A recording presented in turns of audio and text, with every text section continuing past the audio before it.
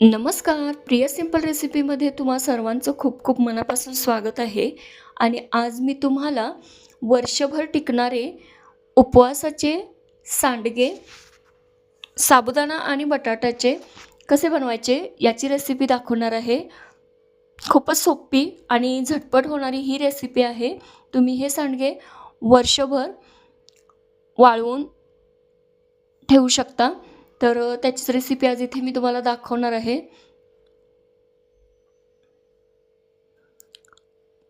सर्वात अगोदर इथं मी 1 वाटी साबुदाणा रात्रभर भिजवून घेतला आहे.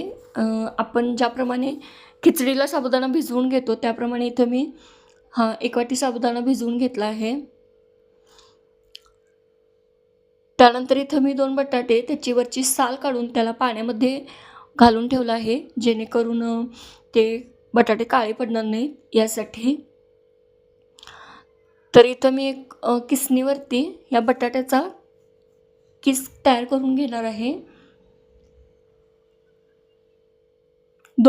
1 वाटी साबुदाण्यासाठी इथं मी 2 बटाटे घेतलेले आहेत. तुम्ही तुमच्या प्रमाणानुसार यामध्ये कमी किंवा जास्त करू शकता.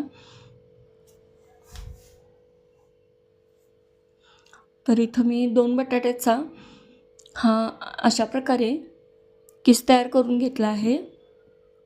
तर ते जे पहिलं पाणी होतं ते मी ओतून यामध्ये दुसरं पाणी घालून घेतलेलं आहे. त्यानंतर गॅसवरती इथं मी पातेल्यामध्ये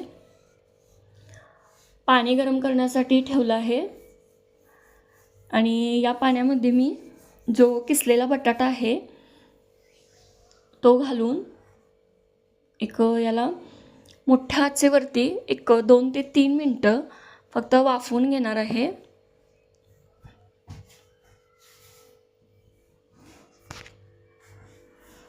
आणि बटाटा मी वाफवून घेतला आहे. त्यानंतर इथं जो साबुदाणा जो भिजलेला आहे त्यामध्ये मी उकडलेला बटाटाही घालून घेणार आहे. तोही मी किसणीवरती अशा प्रकारे किसून घेतला आहे, म्हणजे तो पूर्ण बारीक होतो. तुम्ही हाताने किंवा मॅशरनेही मॅश करून घालू शकता यामध्ये. अशा प्रकारे मी तो उकडलेला बटाटाही त्या भिजलेल्या साबुदाण्यामध्ये घालून घेतला आहे. त्यानंतर इथं किस ही 2 ते 3 मिनटं पाण्यातून मी थोडासा वाफवून काढल्यानंतर चाळणीमध्ये तो पूर्ण निथळून घेतला आहे आणि त्यामध्ये मी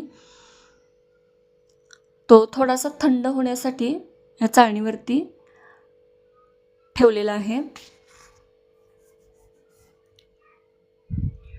यातील पाणी पूर्ण निथळून घ्यायचं आहे.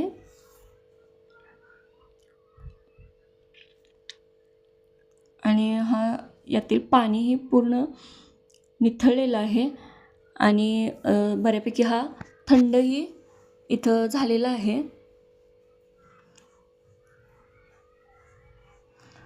आता तो बटाट्याचा जो किस आहे तोही मी ह्या मिश्रणामध्ये घालून घेतलेला आहे.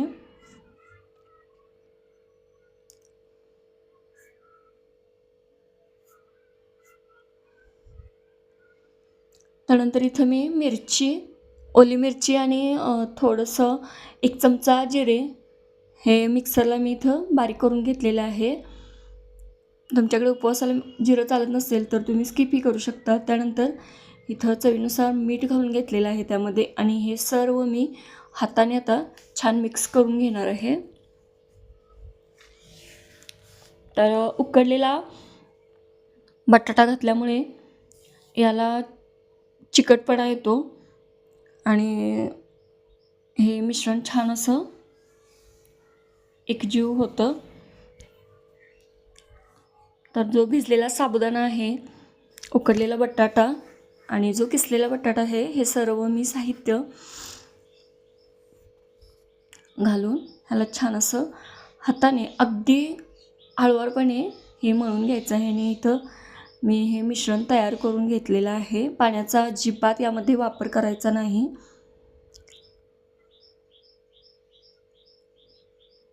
त्यानंतर एका सुती कपड्यावरती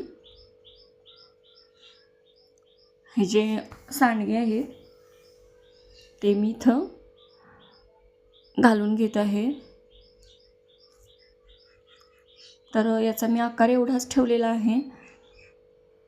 तुम्हाला जेवढ्या आकारात बनवायचं आहे तेवढ्या आकारात तुम्ही बनवू शकता.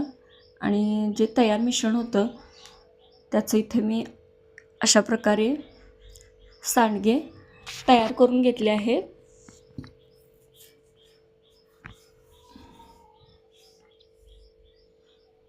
आणि 2 दिवसाचं कडकडी त्याला ऊन द्यायचं आहे.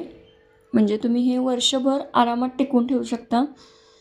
ही ओली मिरची घातल्यामुळं याला रंग असा आला आहे आणि हे सुकून खूप मस्त असे तयार झाले आहेत. आणि तेलात तळल्यानंतर हे अशा प्रकारे दुप्पट फुलून येतात. तर रेसिपी कशी वाटली, आवडल्यास लाईक करा, कमेंट करा, शेअर करा आणि प्लीज चॅनलला सबस्क्राईब